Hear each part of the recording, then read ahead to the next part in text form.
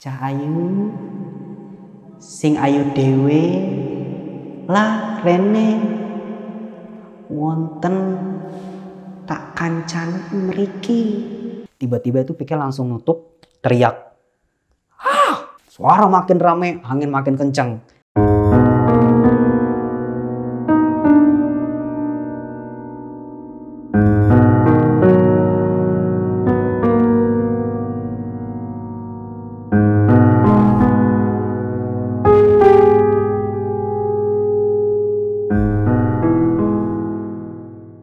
Assalamualaikum warahmatullahi wabarakatuh. Hai sahabat misteri, bagaimana kabarnya? Semoga kalian selalu diberikan kesehatan. Bang Dul mungkin bisa disapa dan memperkenalkan diri. Halo, assalamualaikum warahmatullahi wabarakatuh. Perkenalkan, nama gue Dul. Gue adalah salah satu pendaki asal Tangerang. IG gue Doel Sastra, DOELSASTRA, Doel Sastra.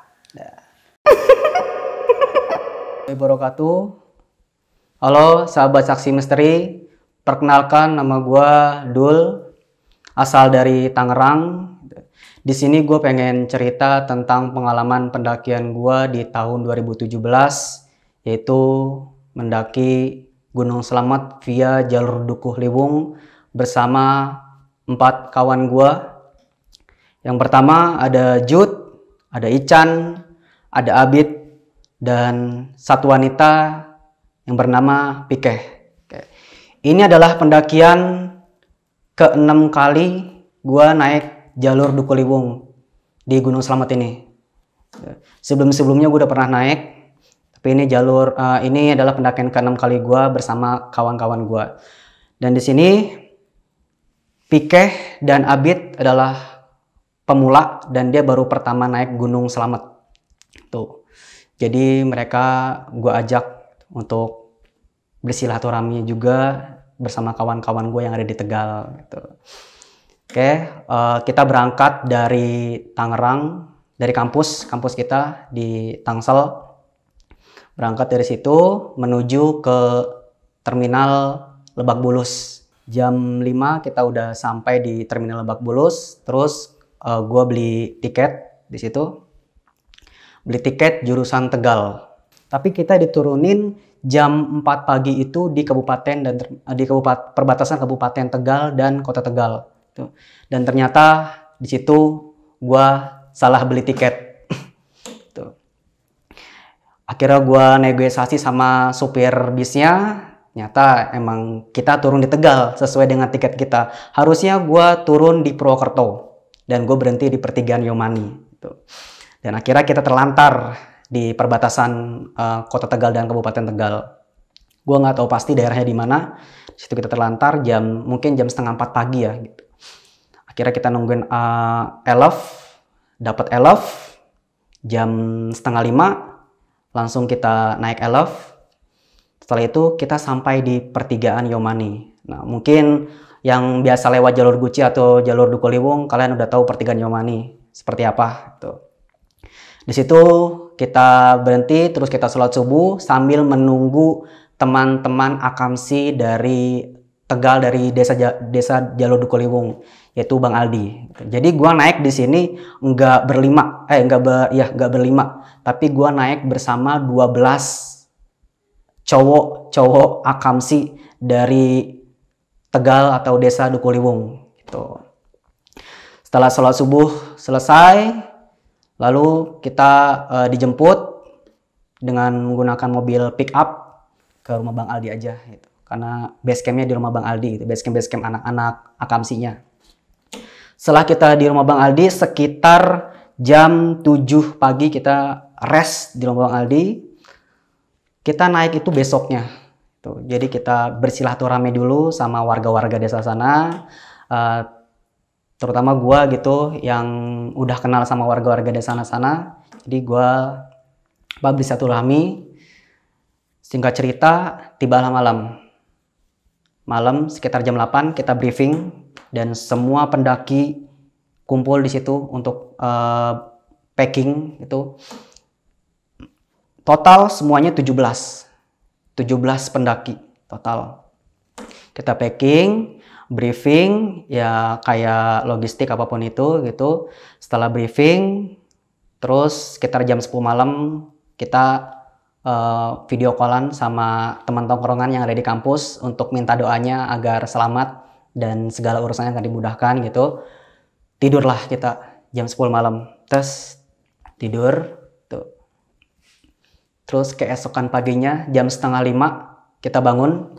Kita start dari rumah Bang Aldi itu jam 6:30 pagi. Tuh. 6:30 pagi.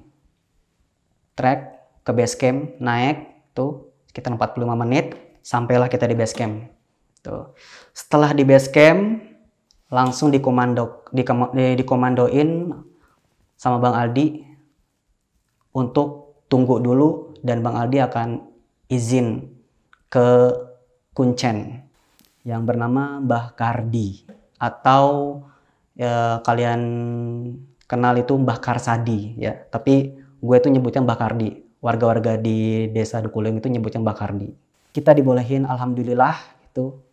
Alhamdulillah hari keberuntungan gua dan kawan-kawan gua hari itu pagi itu kita boleh diizinin naik ke puncak gunung selamat.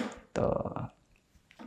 Biasanya sebelum-sebelumnya gue pernah izin ke Mbah Kardi itu nggak boleh karena ada larang-larangan hari-hari di mana nggak boleh naik gunung selamat via jalur Dukuliwung. Karena jalur Dukuliwung ini masih kental mistisnya dan terbilang angker juga. Dan jalur Dukuliwung ini terkenal ketika Sok Hogi pernah naik di jalur Dukuliwung ini. Termasuk Mbah Kardi juga penggiat alam juga, dia menemani Sok Hogi.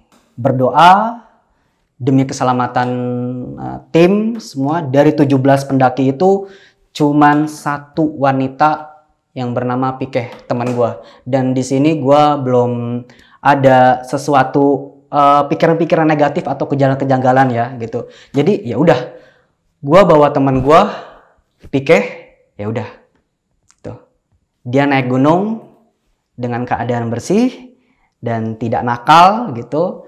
Dan kita juga semuanya berpikiran positif, hati kita bersih, ya udah kita berzikir, kita baca doa. Selesai baca doa, kita trekking. Kita trekking sekitar jam 8 lewat lah. Sekitar jam 8 lewat trekking itu. Pagi. 8 lewat pagi, trekking. Kita disambut sama pohon pinus. Jalur Dukuliwung itu disambut dengan pohon pinus. Gitu. Setelah pohon pinus, kita rest sebentar di Tugu.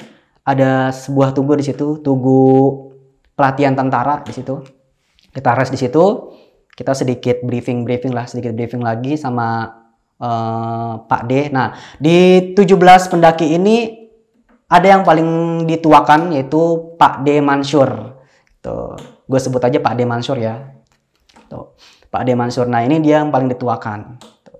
Jadi kita briefing di situ, Pak D Mansur mengkomandokan lagi. Kita rest di sini, setelah itu kita istirahat di pos 2. Oke, perjalanan dari Tugu tempat kita rest masih di kawasan pohon pinus itu ke pos 2 itu sekitar 45 menit. Tuh, masih lumayan jauh ya. Singkat cerita kita lanjut jalan, sampailah kita di Pelawangan. Nah, di jalur Dukuliwung itu berbeda dengan jalur-jalur lain kalau menurut gue ya. Di jalur Dukuliwung ini ada salah satu pagar kayu, itu yang disebut Pelawangan. Tuh, itu Pelawangan. Pagar kayu itu panjang, itu perbatasan kebun sama hutan. Itu ada. Jadi kita kalau mau naik itu kita harus buka pintu kayu itu sendiri gitu, pintu pagar kayu itu sendiri. Kita buka. Dan di situ tetap gue selalu menjalankan perintahnya Mbak Kardi. Baca syahadat 3 kali sebelum masuk pintu Pelawangan itu, pagar itu. 3 kali, asyhadu alla ilaha illallah rasulullah, asyhadu alla ilaha illallah wa asyhadu muhammadar rasulullah, asyhadu alla ilaha illallah wa asyhadu muhammadar rasulullah. Injak bumi 3 kali. Kita naik langsung. langsung deh tuh angin langsung push, itu adem banget angin. Karena kalau kita udah masuk Pelawangan itu ibarat itu kalau di Bambangan itu kan sama Rantu ya kan, gerbangnya, dan ini gerbangnya itu kalau di jalur Dukuluweng itu di Pelawangan sebelum pos 1, perbatasan antara desa warga dan desa gaib. Nah itu kita masuk, alhamdulillah disambut dengan baik, sejuk. Ngelewatin pos 1 juga alhamdulillah. Di pos 2 kita ngeres lagi. Di pos 2 itu sekitar jam 10-an ya, mungkin jam 10-an, karena kita nyantai banget jalan gitu. Jalur pos 1 ke pos 2 itu agak pendek. Nah, pos 2 ke pos 3 ini kita memakan waktu mungkin 2,5 jam.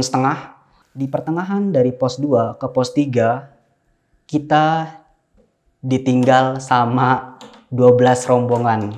Dan akhirnya kita berlima naik di pertengahan pos 2 pos 3. Ya udah kita naik aja berlima.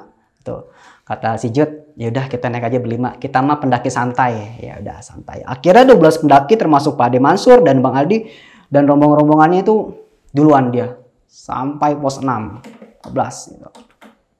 Dari pos 2 ke pos 3, dari pos 3 ke pos 4 kita masih berlima sampailah pos 4 gitu. Kita masih hai. Ketika sampai di pos 5, gue masih ingat namanya pos 5 itu Samyang Rangkah kalau nggak salah. Samyang Rangkah, iya.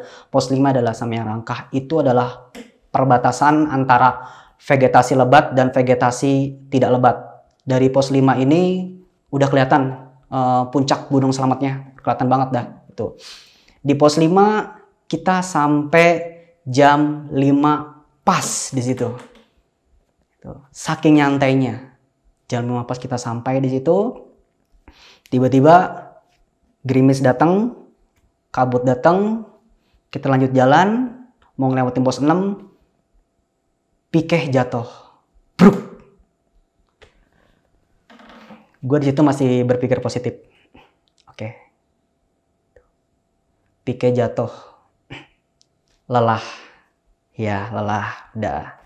Dia dehidrasi. Dia udah capek, udah lelah, nggak mau lanjutin. Padahal dari pos 1 sampai pos 4, gue ngerasain dia itu selalu happy. Hai. Ketika di pos 5, dia jatuh, tahu-tahu capek aja gitu. Tapi gue sadar, oh mungkin ini wajar kalau dia baru pemula ke Gunung Slamet gitu, baru pendakian pertama, wajar dia capek. Ya udah, akhirnya di situ mau nggak mau, Pikeh minta rest di situ, dan si Jud ini nge-backup si Pikeh. Tuh. Kata si Jud, "Dul, lu duluan ke atas ke pos 6 nyusul tim. Tuh. Gua di sini nge-backup Pikeh. Sekarang lu bangun tenda." Oke. Gua bangun tenda buat si Jud dan Pikeh di pos 5. "Chan, Bit, bantuin gua." Gitu. "Gak mau." Dia kedinginan. Ya udah. Gue jengkel dong, ya kan di situ. Kira gue bangun sendiri tuh tenda. Setelah bangun sendiri, kelar, si Jud sama Pikeh masuk ke dalam. Kita ngebagi logistik, itu mau nggak mau kita ngebagi logistik. Jadi di tenda itu cuma ada Jud dan Pikeh. Gue percaya Jud bisa ngejaga si Pikeh dengan aman. Oke, kita lanjutin jalan. Kita lanjut dari pos 5 ke pos 6 itu sekitar 1 jaman.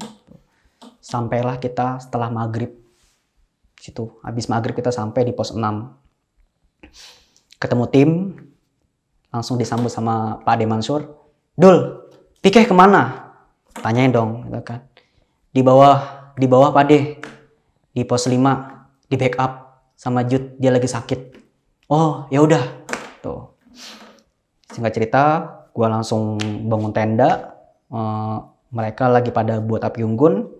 Dan gue juga capek, yaudah gue istirahat lebih cepat gitu istirahat setelah gue mengangkatkan badan di pos 6. Nah di pos 6 ini cuman gue doang yang bangun tenda. Kenapa gue bangun tenda? Kenapa cuman gue doang yang bangun tenda sama sama Ican sama Abid? Karena dari 12 pendaki ini mereka itu tidur di goa.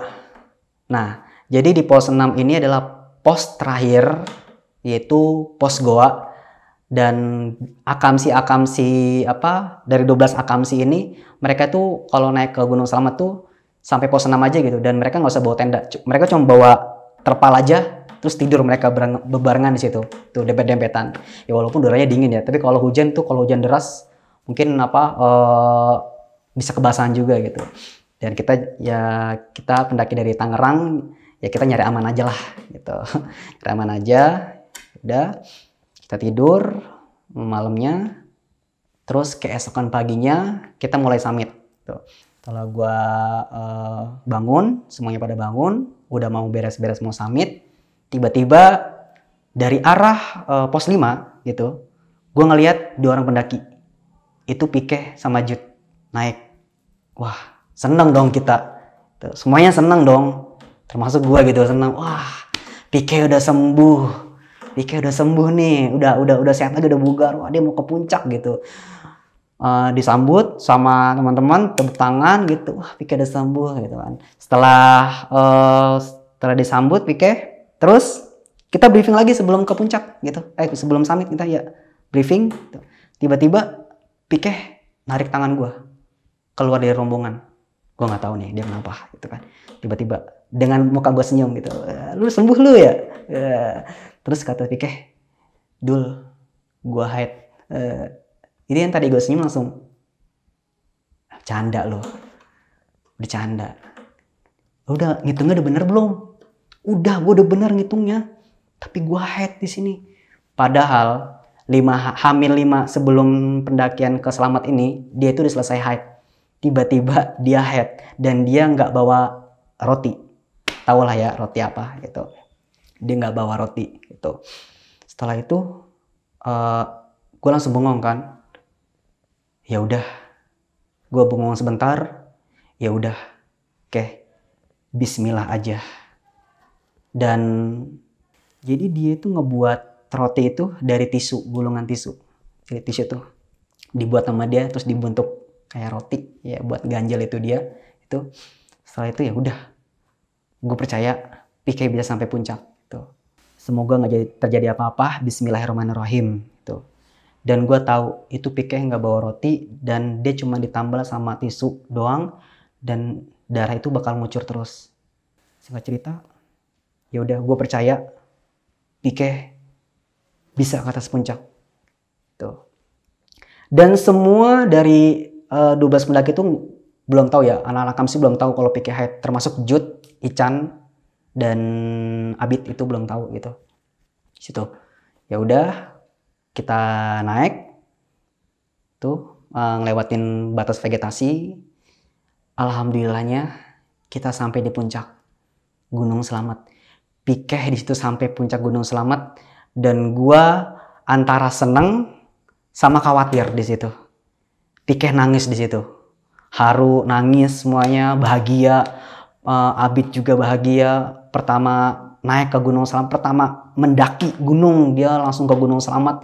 Itu puncak tertinggi kedua di Pulau Jawa, ya kan? Seneng, haru, bahagia, semuanya pelukan.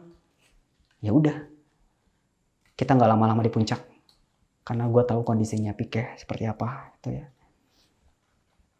Kita turun jam 9 pagi kita turun, tuh. Jadi kita nggak lama-lama di puncak, tuh. Cuma 1 jam doang di puncak. Kita turun. Setelah turun itu kita turun jam 9 pagi dari atas sampai bawah itu jam 10. Nah, jam 10 gue langsung packing tenda gue, dibantuin sama Ican dan Jud. Ican sama Abid gitu.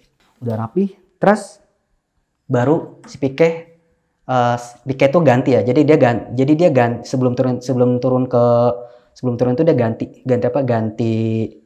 ganti tisu baru di pos 6. Pike langsung ngacungin bungkusan plastik. Ini bungkusnya mau dibuang atau enggak? Lo tahu dong bungkus apa itu kan? Bungkus bekas yang tadi tuh, kan, darah gitu. Di situ baru semuanya pada tahu kalau Pike haid.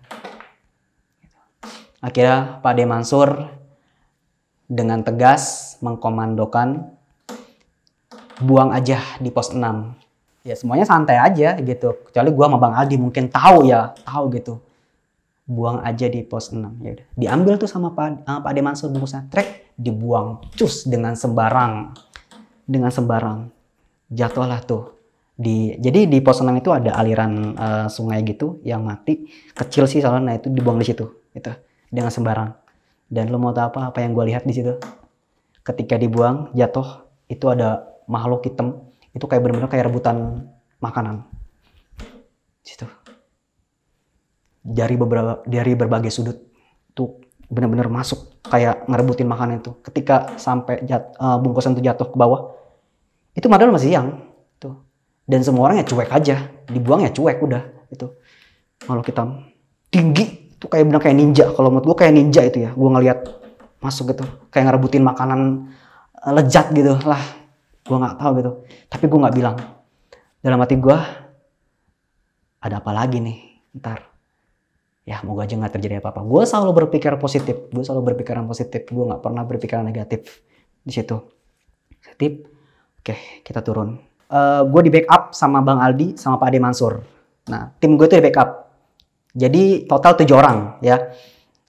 Leader itu Bang Aldi, leader itu ada Pak Ade Mansur, terus disusul ada Pike, ada Jud, terus ada Ican, di belakang Ican ada gua, terus di belakang gua ada Abid dan sweeper Bang Aldi. Nah, 7 pendaki ini.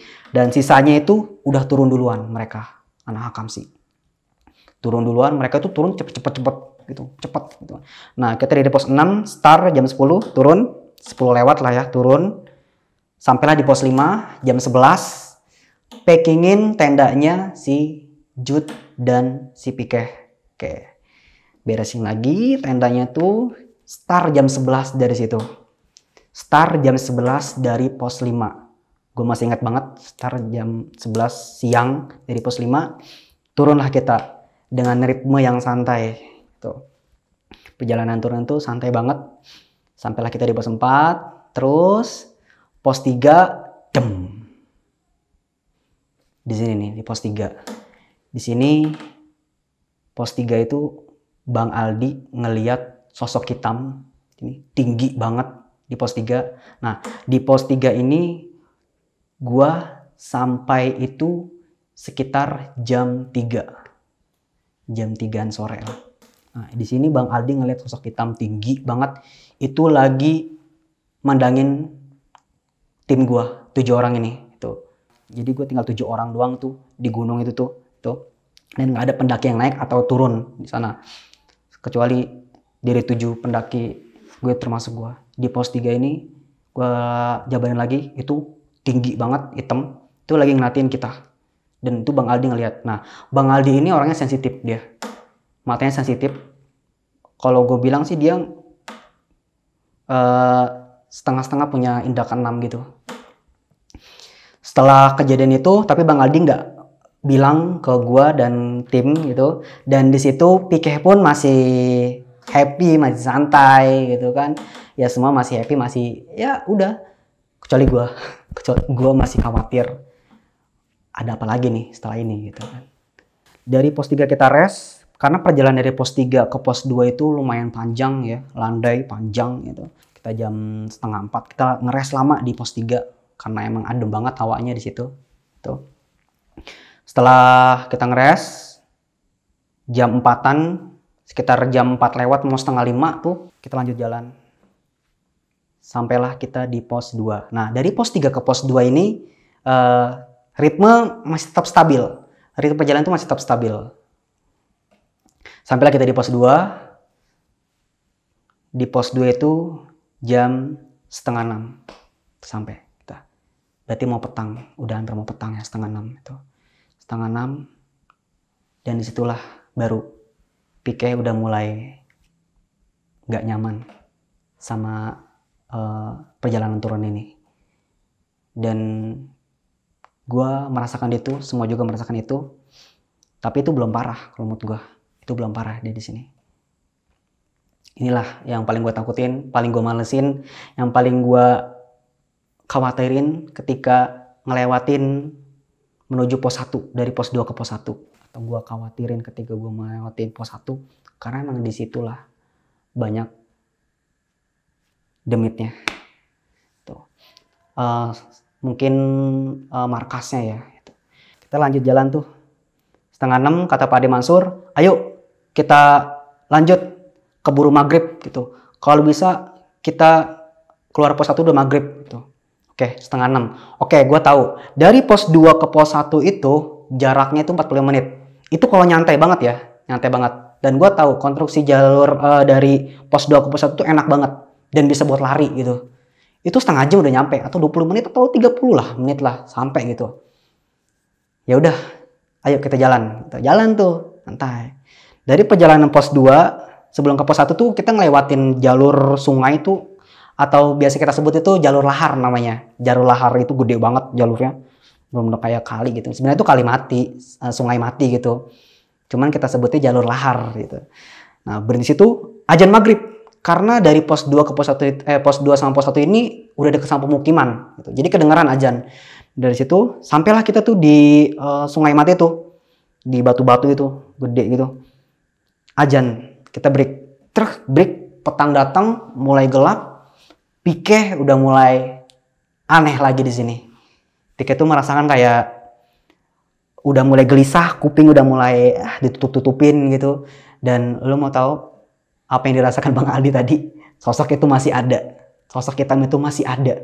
Masih ada di samping kita. Dan dia ngedenger di jalur lahar itu, ngedenger suara nenek-nenek ketawa, rintihan kuda, terus ketawanya kuntilanak, geraman, semuanya itu ikut campur semua. Ada di sekeliling kita. Itu yang dirasakan oleh Bang Aldi.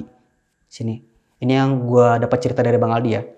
Dia ngedenger ketika di jalur sungai itu, dan Pike itu masih lemas, masih gelisah di situ. Pike itu cerita ke gue ketika di jalur lahar itu dia ngedenger suara ya sama apa yang didengar sama kayak Bang Aldi, rame banget di situ. Padahal gue sama teman-teman gue nggak dengar apa-apa. Tuh. Nah, setelah azan selesai, tuh semuanya stay goal semua. Ya walaupun mereka udah pada takut gitu kan, stay goal semua. Kita naik, jadi setelah jalur sungai atau jalur itu kita naik dikit menuju pos 1 gitu. Naik, nah di situ mulai Pike kesambet. Dan sosok hitam itu tepat di belakang Bang Aldi, ngikutin. Suara makin rame, angin makin kencang. Gua ngelihat langkah Pike itu udah mulai beda. Jadi ritme penurun itu udah mulai beda. Gua ngeliat langkah Pike itu kayak orang, nggak kayak biasanya, nggak kayak dia jalan tuh nggak kayak biasanya. Itu kayak orang make kain jarik gitu, sempit kayak adat Jawa gitu. Kain jarik sempit terus jalannya agak ngerapat gitu. Kayak Putri Keraton lah ya, kayak Putri Keraton gitu. Nah itu dari situ.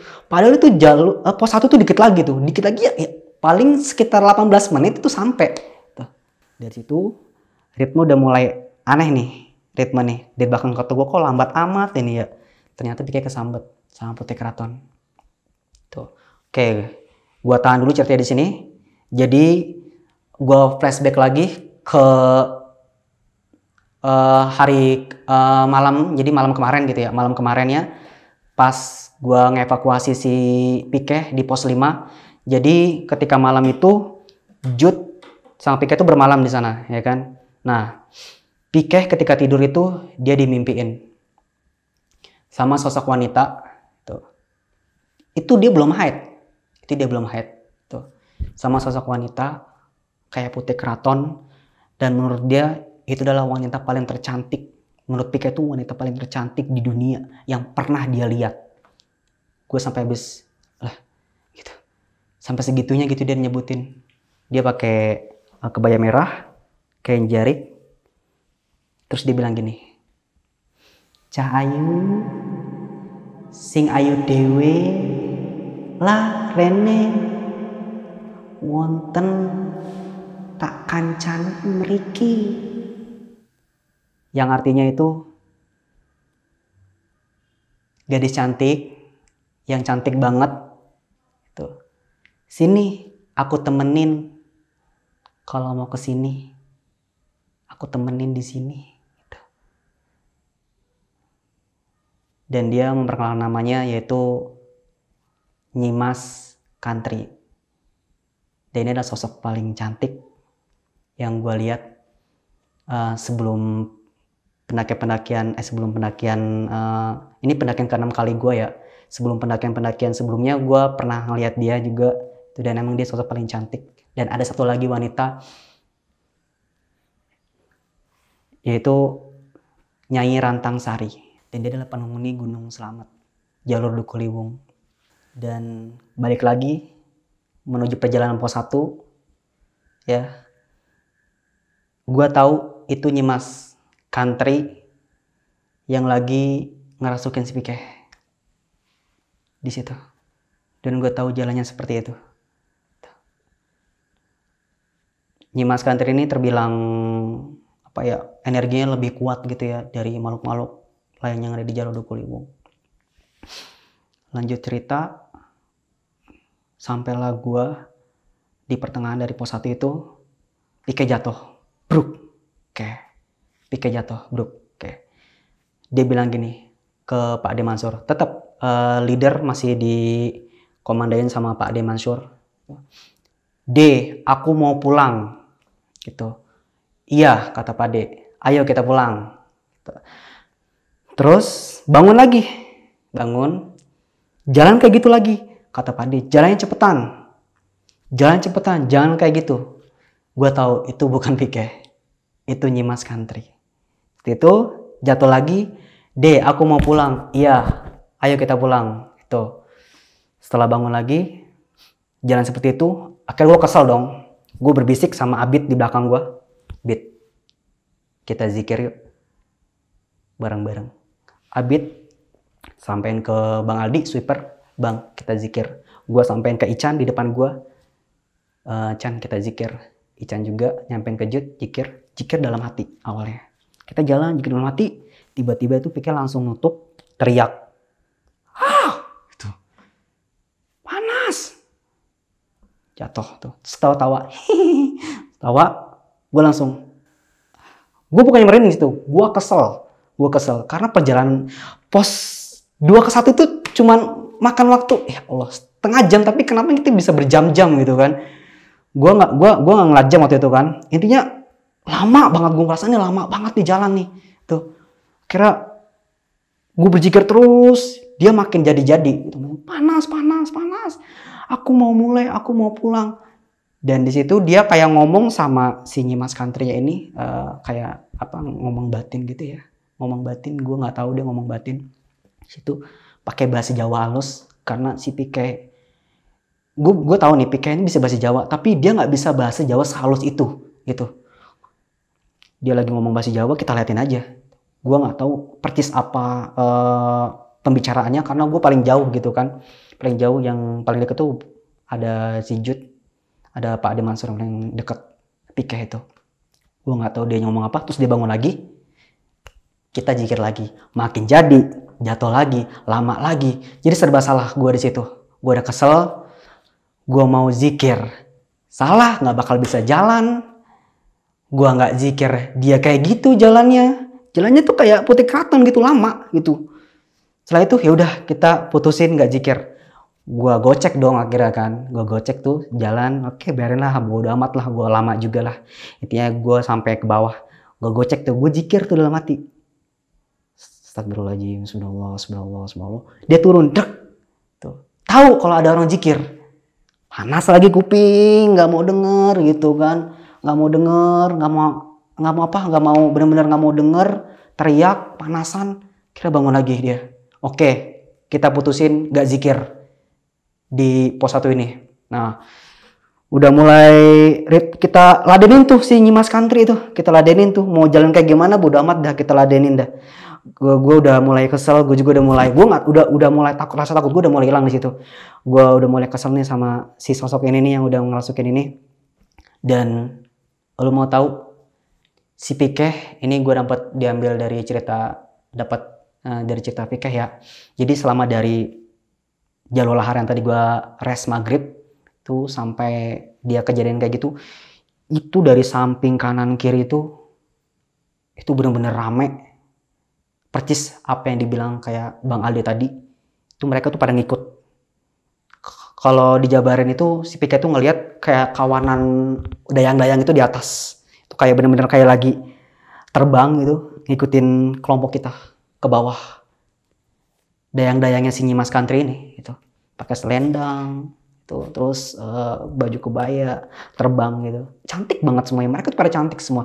Mereka tuh lagi kerumunin si Pike. Ya.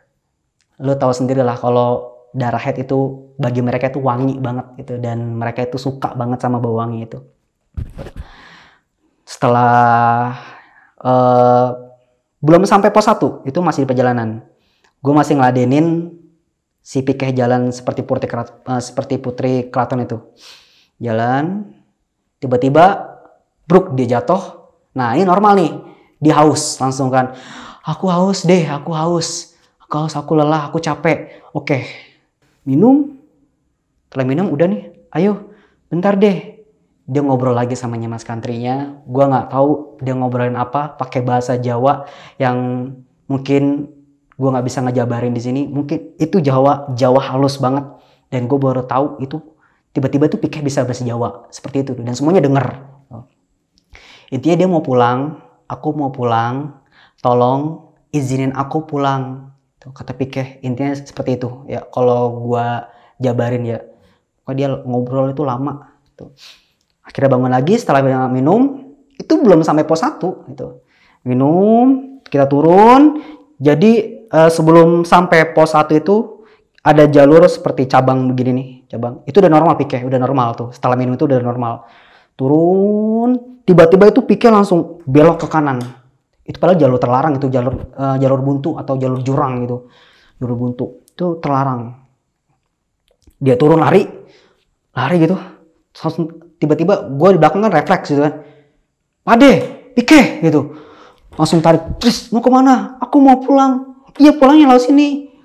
"Aku mau pulang deh," gitu. "Iya, pulangnya lewat sini, bukan lewat situ." Dia tuh langsung lari kayak bener-bener kayak ditarik gitu ke situ tuh jalur.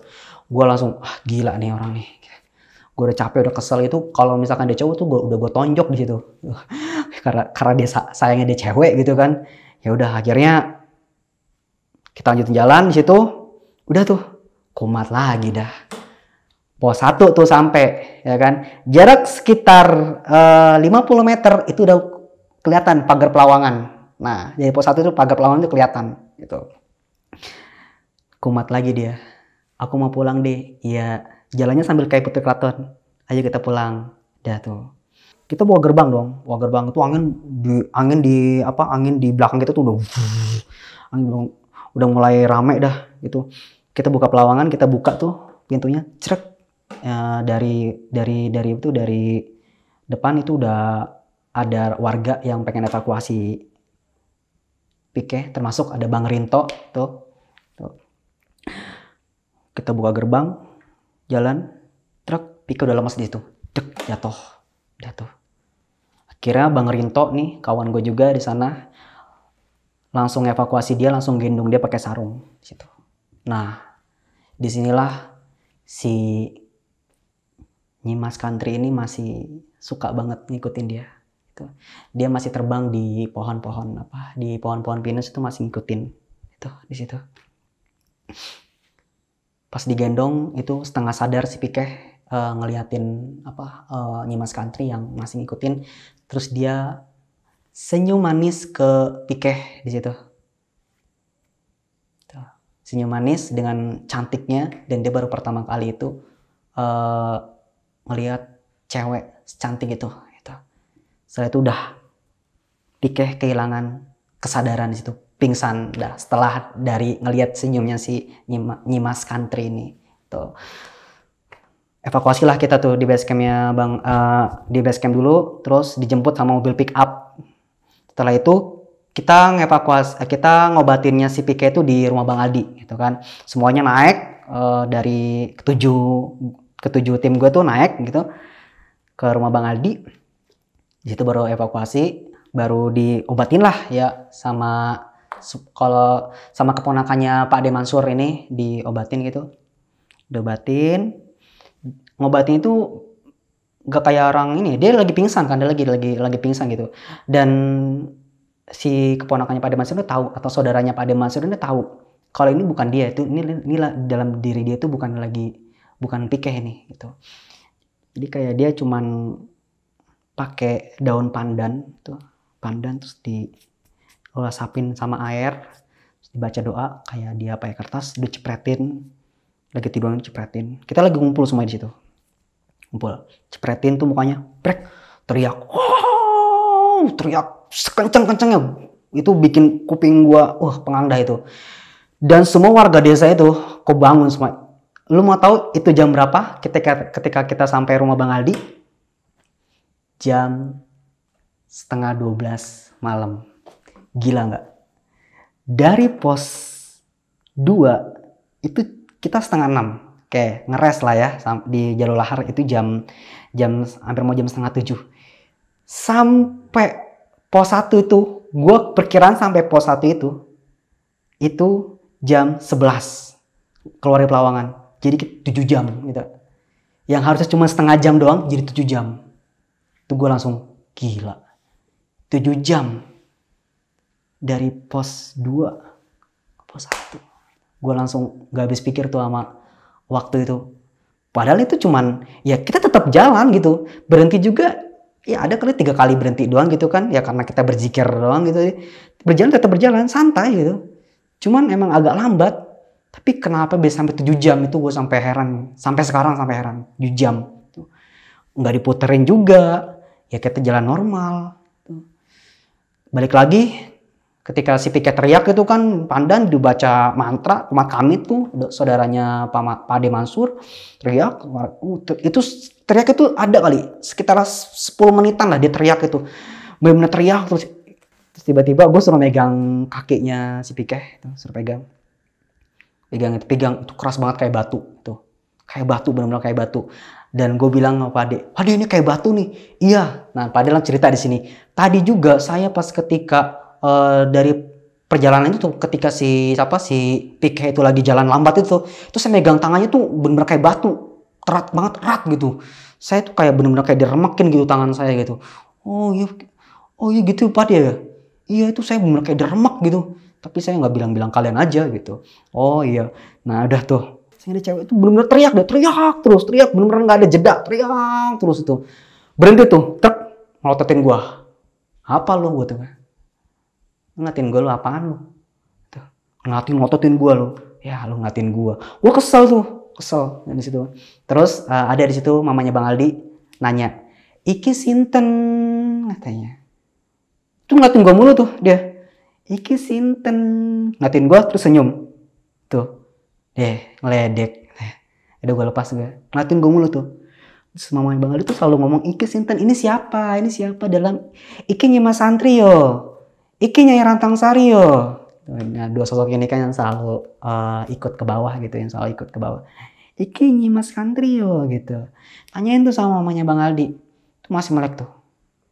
Nah gak mau komunikasi tuh, teriak lagi dia. Bener-bener nggak mau ngomong gitu, teriak lagi. Ya udah, akhirnya diselesaiin malam itu sampai jam 2 tuh, selesaiin malam itu.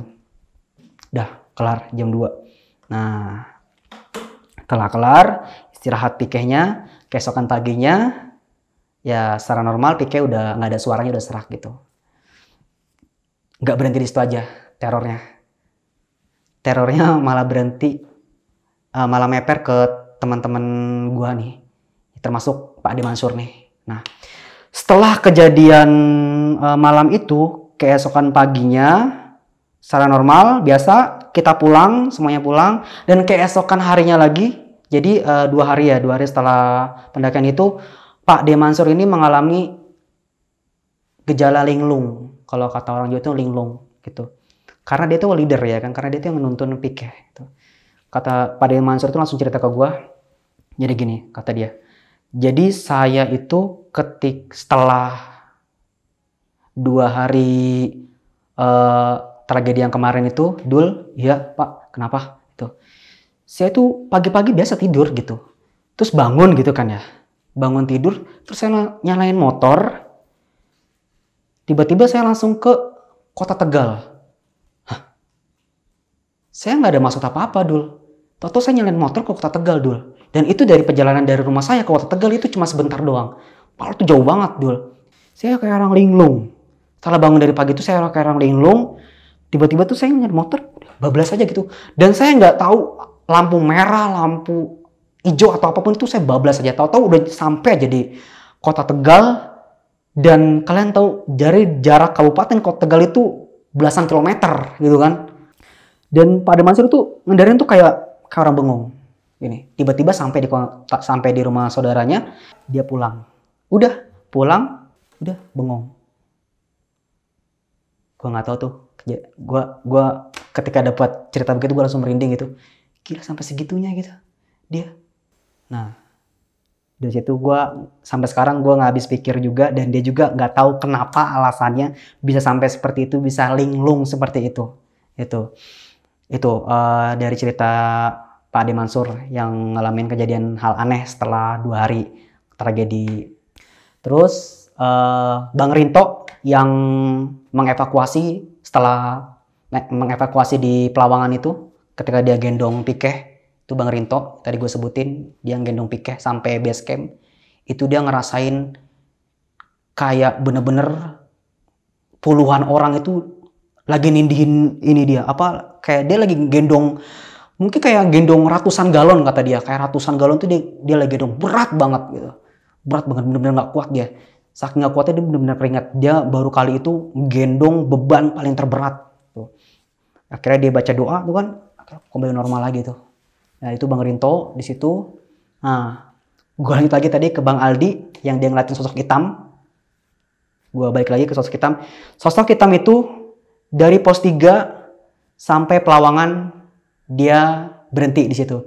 Berarti ketika kita tragedi lagi si Pikeh kehausan jalan kayak Putih Keraton itu dia selalu masih ngikutin tuh sampai pagar Pelawangan pintu kayu gitu. Itu dia langsung hilang gitu. Dan pelajaran bagi gua di pendakian selamat ini mungkin semoga aja ini bukan pendakian terakhir gua ya di Gunung Selamat itu. Gua pengen niatin lagi buat naik ke jalur Duku Liwung lagi gitu. Semoga aja masih bisa gitu. Kenapa mereka sampai hadir? Berbeda dari jalur-jalur yang lain gitu. Kalau jalur Duku Liwung ini kita kalau mau naik itu harus tahu hari itu. Jadi Mbah Kardi ini ketika kita mau naik itu ada salah satu hari larangan. Hari tertentu, hari larangan, itu larangan ya. Berarti masuknya larangan berarti ya. Hari larangan yang kita nggak boleh naik ke jalur Duku Liwung. Tuh, biasanya itu di Selasa Pahing. Tuh, itu yang gue inget Selasa Pahing sih bang. Yang Selasa Pahing tuh, yang menurut tutur warga di sana. Itu kita nggak boleh naik ke sana.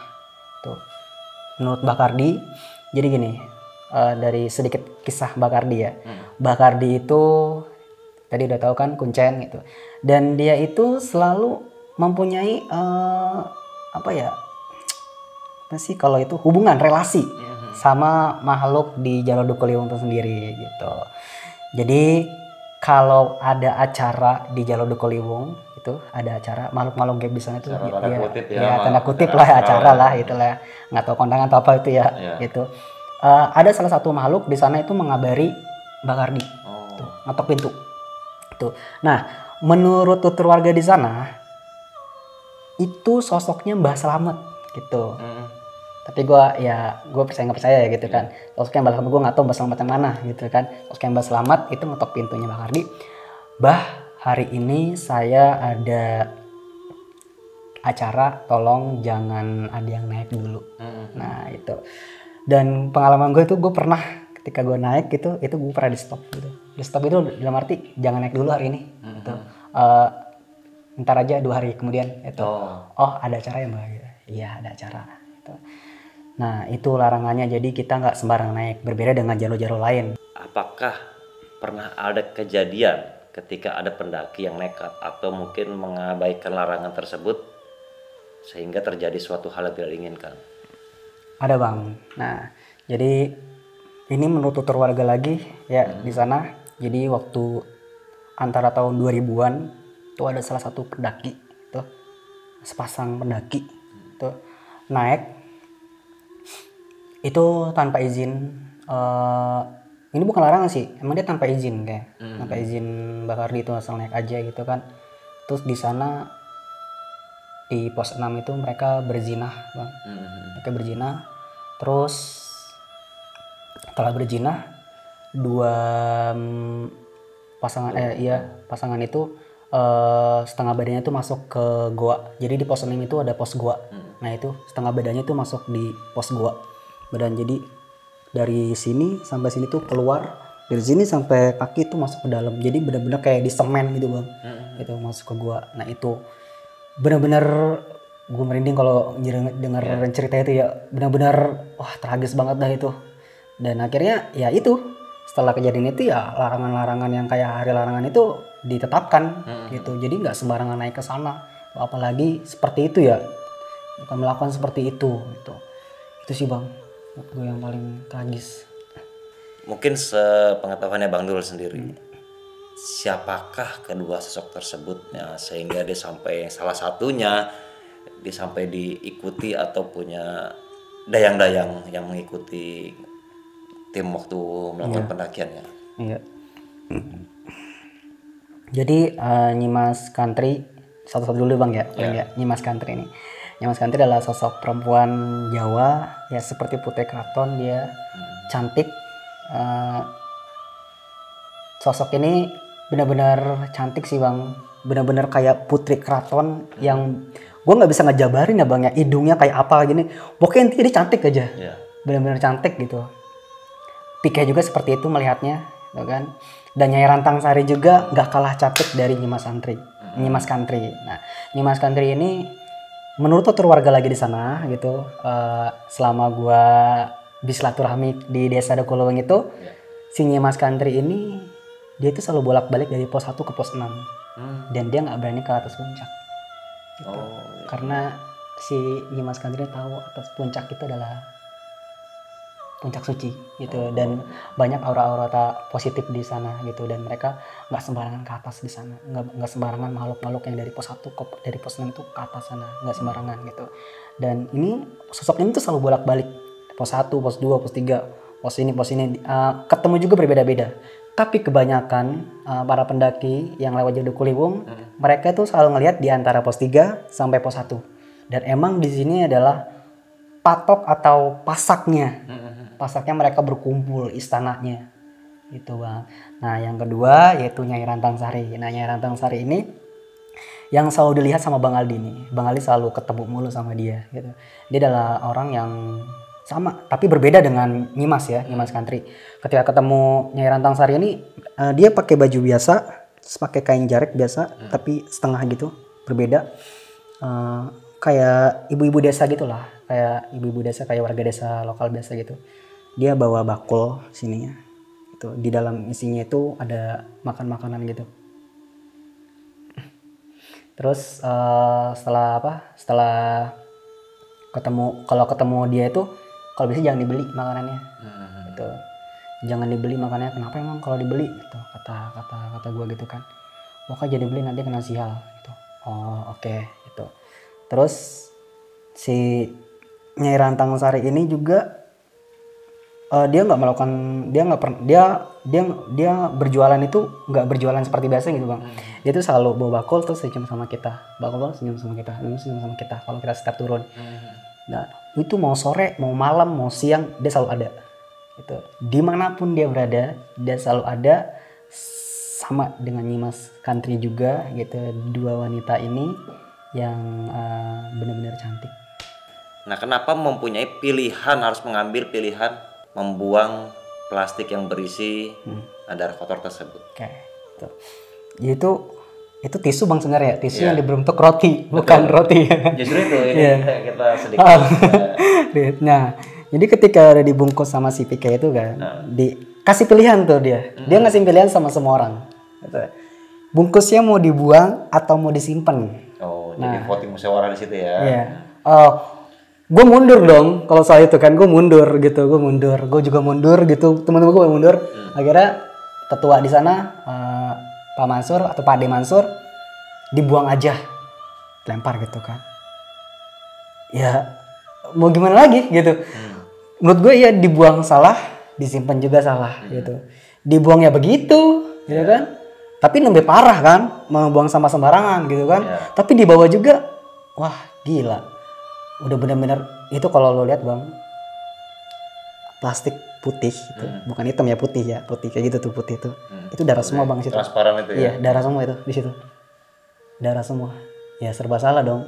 Lo mau ya kali mau di taruh selip-selipan apapun itu, dalam apapun itu, udah kasih semprot wangi juga tetap aja.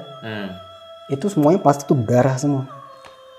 Nah dari cerita ini yang Bang Dul utarakan kepada kami, adakah pesan-pesan atau mungkin yang ingin Bang Dul sampaikan kepada para sahabat misteri semua mengenai kisahnya Bang Dul?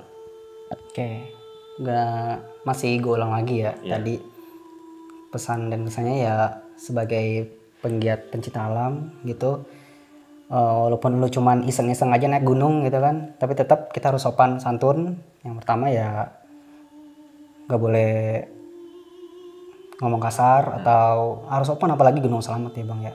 Terus yang kedua, tetap berzikir selama pendakian. Setiap langkah lu isi sama semua zikir itu. Setiap langkah lu isi sama semua zikir. Terus setiap lu merasa nggak enak atau apapun itu, ucapkan salam, assalamualaikum warahmatullahi wabarakatuh. Setiap lu merasa ada yang ngawasin lu, assalamualaikum. Jangan putus zikir, terus jangan putus ibadah juga. Dan untuk kaum wanita gitu, tetap selalu safety, maupun kalian naik gitu harus bawa roti. Walaupun head atau enggak head, kalian tetap harus bawa roti untuk mempersiapkan, untuk nge-backup lah bang lah, maksud gue gitu ya, untuk mempersiapkan lah. Oke Bang Dul, makasih atas ceritanya. Next ditunggu lagi. Iya. Nah teman-teman, pelajaran utama kami adalah pengalaman dari guru yang bernama kenyataan. Jangan lupa like, subscribe, komen, dan share channel Rekam Media agar kalian selalu terhubung bersama kami. Jangan lupa aktifkan notifikasi atau lonceng yang all. Jadi setiap ada kita upload video terbaru, teman-teman tidak ketinggalan yang pastinya. Terima kasih. Wassalamualaikum warahmatullahi wabarakatuh. Salam tak kasat mata.